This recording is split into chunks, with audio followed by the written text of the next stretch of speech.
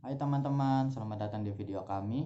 Di video kali ini saya bersama dengan dua teman saya akan menganalisis pertumbuhan biji kacang hijau selama kurang lebih 1 minggu yang telah kami tanam di dua tempat, di tempat terang dan di tempat gelap. Nah, sebelum kita melihat pertumbuhan dan perkembangan biji kacang hijau di kedua tempat tersebut, marilah kita perkenalan dulu. Perkenalkan, nama saya Rosa Jaya. Perkenalkan, nama saya Baby Gracia Elin. Saya Merindi Saraswati Lucy. Yuk kita lihat pertumbuhan dan perkembangan biji kacang hijaunya.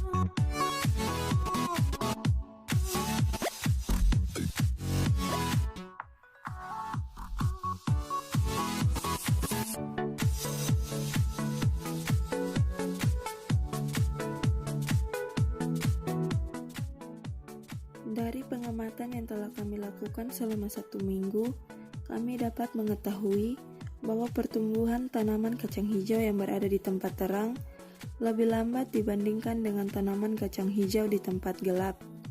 Atau dengan kata lain, tumbuhan kacang hijau yang berada di tempat gelap lebih tinggi dibandingkan kacang hijau yang berada di tempat terang atau etiolasi. Namun, dilihat dari segi warna daun dan batang, tumbuhan kacang hijau yang berada di tempat terang, daun dan batangnya terlihat hijau, lebih lebar, terbuka serta tampak segar. Sedangkan tanaman kacang hijau di tempat gelap, warna batang dan daunnya kuning atau putih pucat, daunnya juga terlihat tertutup dan tampak seperti layu atau tidak segar. Sesuai dengan teori yang kami ketahui, lambatnya pertumbuhan tanaman kacang hijau di tempat yang terang atau terkena cahaya matahari. Hormon auksin yang berada dalam tubuh tumbuhan kacang hijau terurai oleh cahaya matahari, sehingga menyebabkan hormon auksin terganggu aktivitasnya dan memberikan efek terhambatnya tinggi suatu tumbuhan kacang hijau. Begitu pula sebaliknya yang terjadi pada tumbuhan kacang hijau di tempat yang gelap. Karena tidak ada cahaya matahari, maka hormon auksin dapat dengan maksimal bekerja dan menyebabkan lebih tingginya batang tumbuhan kacang hijau di tempat yang gelap. Cahaya matahari juga dapat merangsang hormon fitokrom. Fitokrom akan lebih cepat berfungsi pada saat keadaan terang karena mengabsorpsi cahaya merah dari matahari. Fitokrom berpengaruh terhadap pembungaan, pemanjangan batang, pelebaran daun, dan etiolasi. Sedangkan untuk perbedaan warna dan kondisi yang terjadi pada daun, hal tersebut disebabkan aktifnya pigmen-pigmen yang terdapat pada daun kacang hijau tersebut yang dipengaruhi. Bila di tempat yang terkena cahaya matahari, maka pigmen-pigmen yang terdapat pada daun akan teraktivasi sebagai tanda bahwa proses fotosintesis berlangsung dengan efektif. Sedangkan pada daun tumbuhan kacang hijau yang tidak terkena cahaya matahari akan berwarna kuning atau putih pucat disebabkan karena tidak aktifnya pigmen pada daun, yang menandakan bahwa proses fotosintesis tidak berlangsung baik